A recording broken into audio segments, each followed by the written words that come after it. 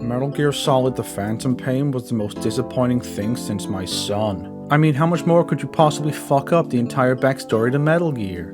And while my son eventually hanged himself in the bathroom of a gas station, the unfortunate reality of this Metal Gear prequel is that it'll be around. Forever. It will never go away. It can never be undone.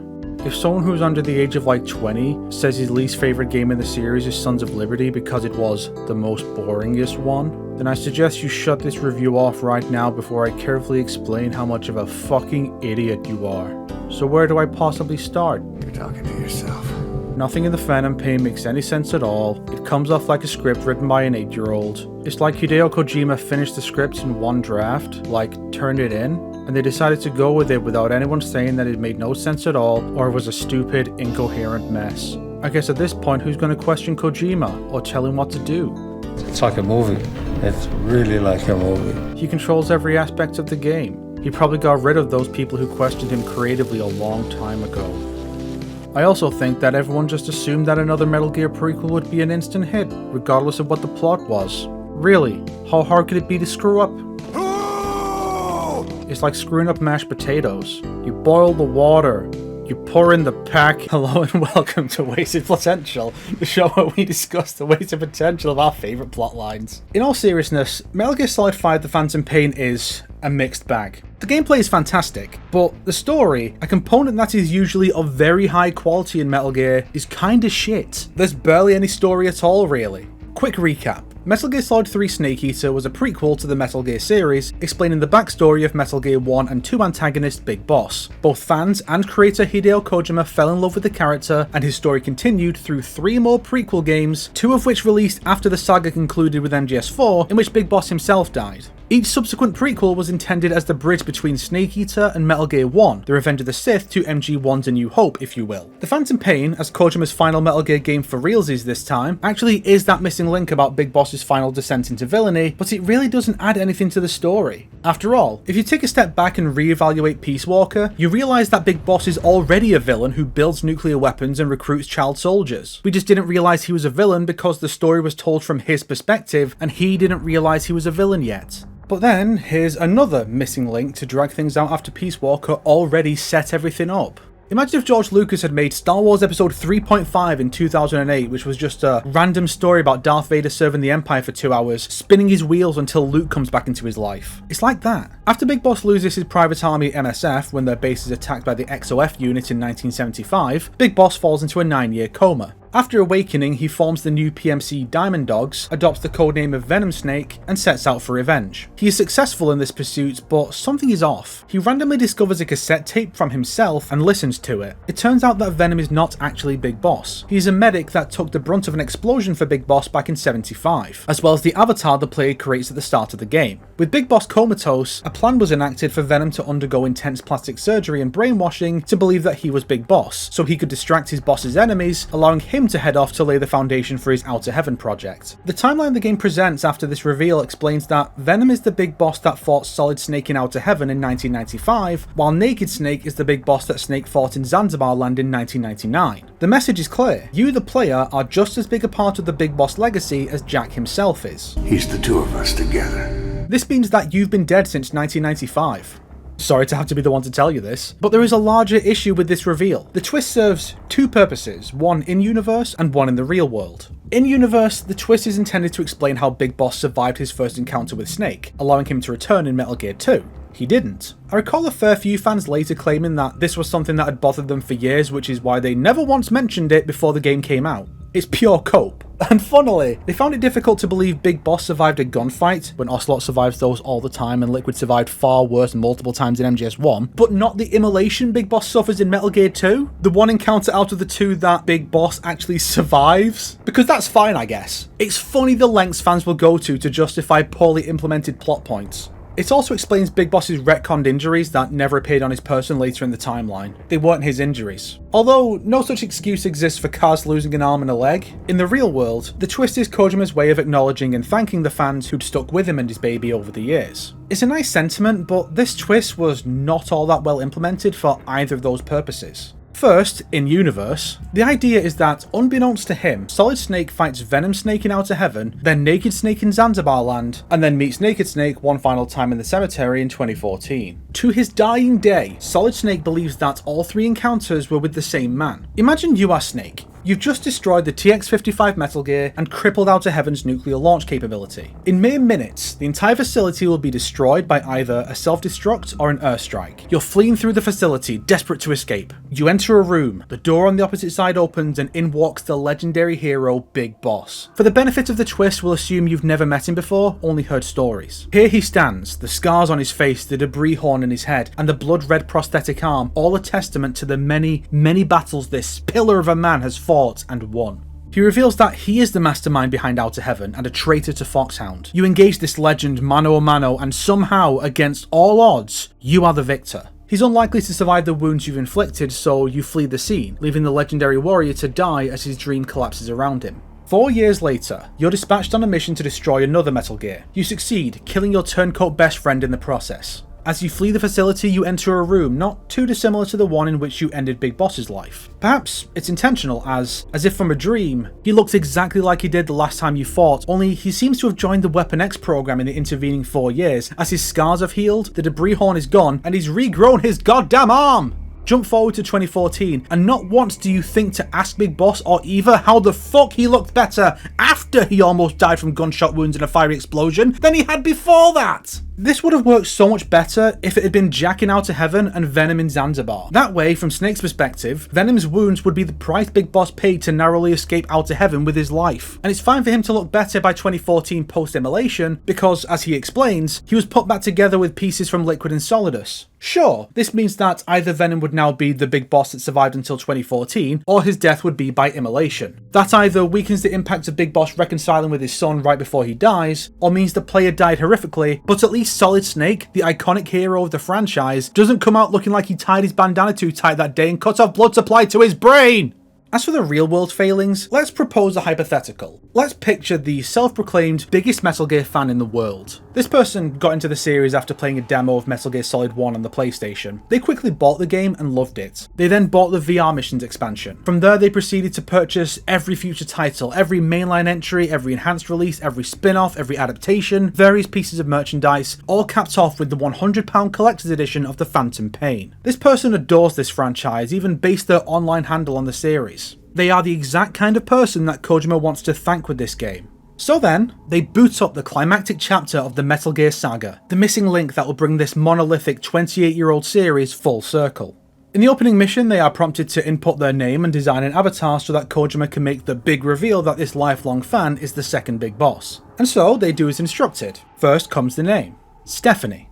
All of a sudden, the entire system completely falls apart. The game does not allow the creation of a female avatar. Presumably, this is to avoid the subject of transgenderism as part of this actually kind of insidious loss of identity plot. It could be because the character was clearly canonically male in Ground Zeroes, but he was also white and that can be changed here. Regardless of how uncomfortable some of the potential implications may be, if you want to acknowledge the fans this way, you need to have the option for a female avatar so as not to leave anyone out. And I doubt Kojima thought this series had no female fans. I can't accept the idea that the man who voiced concern that fans might struggle to cosplay Quiet given her design would think the primary demographic of fans who want to do so are men. He knew there were female fans, enough of them to get concerned about this. So why not acknowledge them? I'm not the kind of person who demands the option for female characters in games for its own sake, but this is such a massive oversight that alienates potentially 50% of the fan base for a message that is so important that Kojima was willing to muddy the waters of the canon and even break it in a few places to fit it in.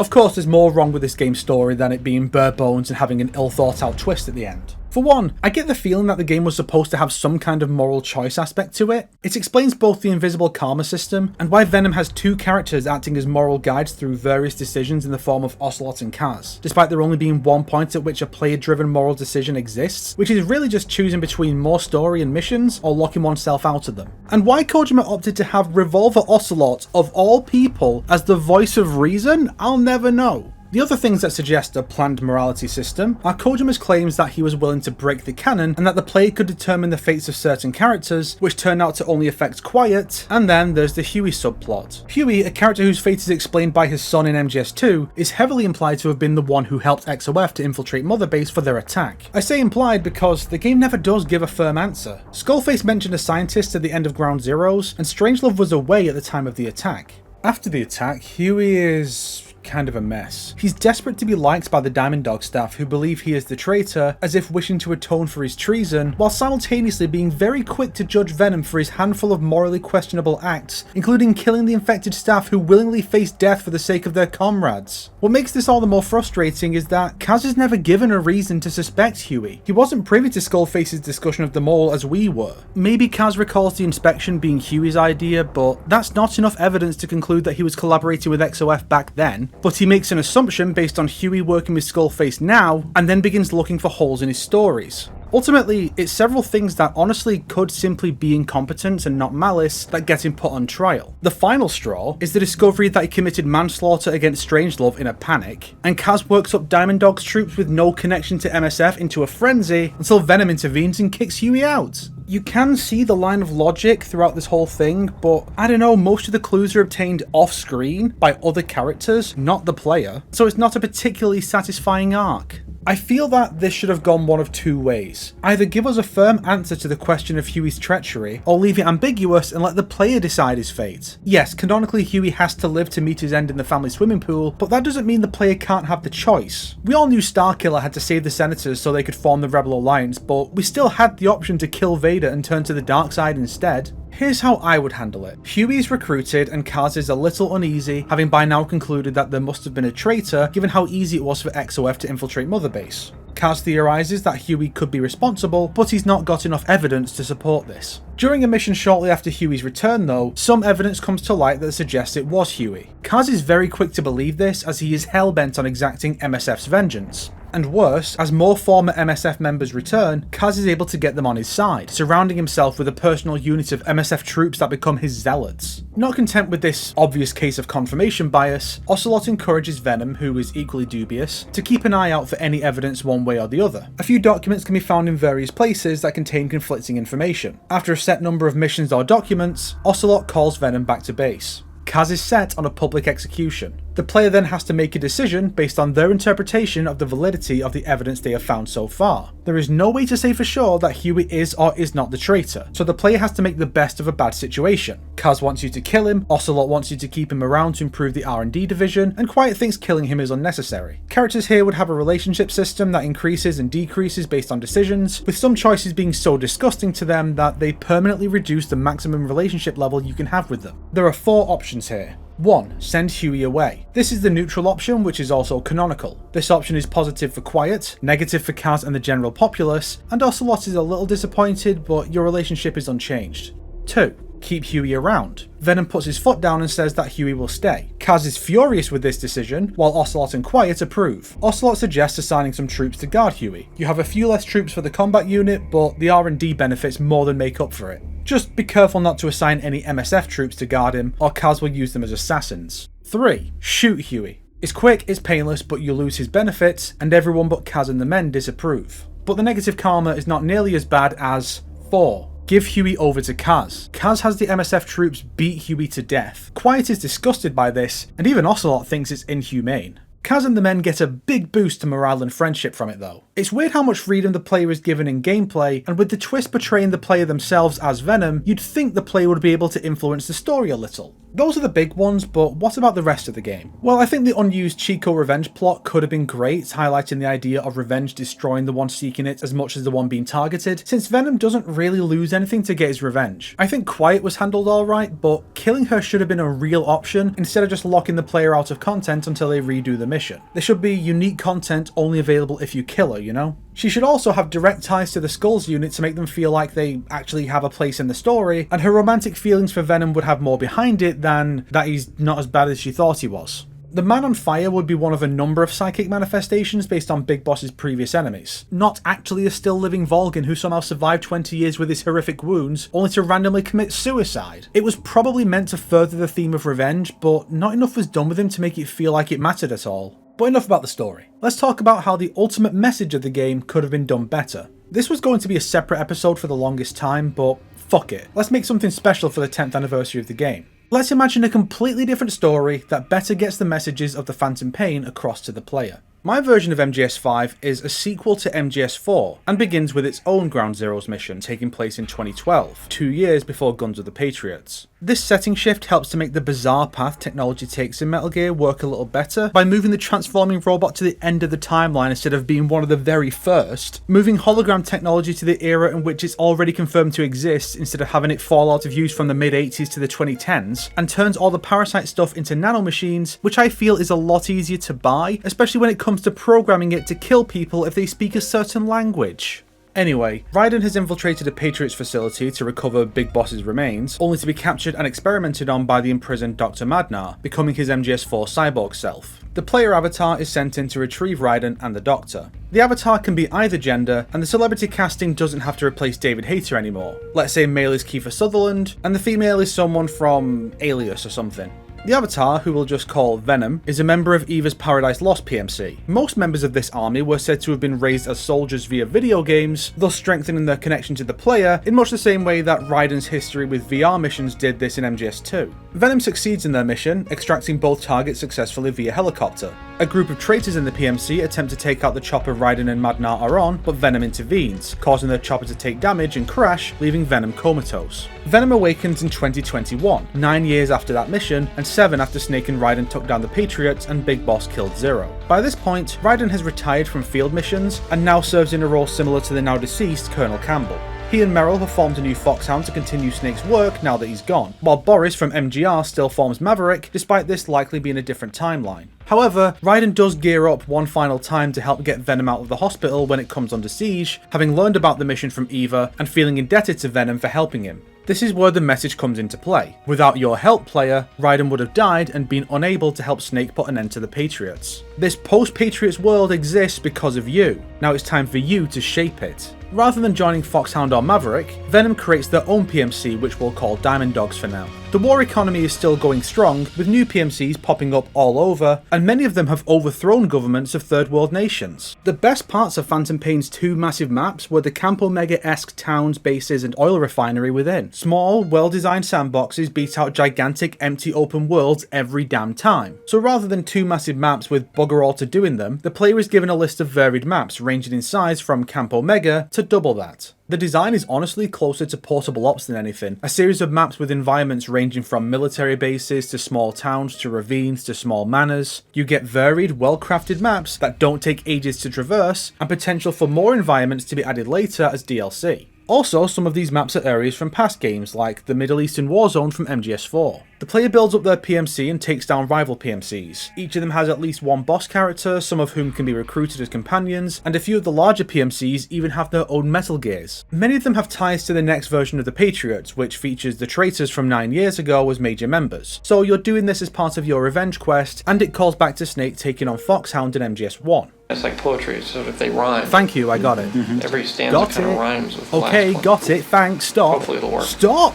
Having a creepy Skeletor hand. Oh wait, we're done with that part, right? Once a PMC is defeated, the player then decides what to do with that region. They can help establish a new local government, or take control of the region to stabilize it themselves, which will earn the ire of the other heroes. By the end, the player has either freed the world from the grip of the war economy, or used it to become a global superpower, which leads to conflict with Raiden and Meryl. While one might be tempted to go for world domination, the real prize awaits if the player aims for world peace. Raiden will meet with Venom and the two will talk. In the end, Raiden, who has already passed on his genes to his son, now passes on his memes to his successor, with one in particular standing out. In recognition of everything you've done for this world, you, the player, are now the 4th hero granted the legendary codename of Snake. I think this setup would work far better for delivering the message of thanks to the player, deliver a story that feels like it actually adds something to the franchise in the form of an epilogue, and better aligns the openness of the gameplay with more freedom in the narrative. Now, some of you are probably wondering why I didn't discuss the Kingdom of the Flies mission here. Long story short, the game initiates a subplot towards the end where young Liquid Snake steals XOF's metal gear that Venom had recovered and takes it away, along with his child soldier unit. The game itself does not resolve this plotline. Instead, a bonus video on the Collector's Edition disc showcases the incomplete Mission 51 told through incomplete cutscenes with no facial animation and some audio not recorded. Venom finds the boys on an island and destroys the metal gear for good, leaving the boys behind as he returns to Mother Base. Fans were outraged at the exclusion of this mission, but honestly, I don't think this mission ever really existed. Here's my evidence. First off, Kojima said that he wanted to leave the player with a lasting phantom pain. This is achieved by permanently removing Quiet from the player's staff once her arc concludes, the numerous scenes that only exist in the trailers, and the lack of substantial plot in the game, particularly with how infrequently the revenge target actually shows up. Second, Kojima is not an idiot. He had worked in this industry for almost 3 decades by then. Do you not think that such a veteran would know to finish the important missions before working on irrelevant missions that do nothing to progress the story, or duplicate missions that just add some new criteria to existing missions? And on a side note, Mission 51? Why would he plan for 51 missions and not a nice round 50? Why not cut one of the duplicate missions and include this one instead?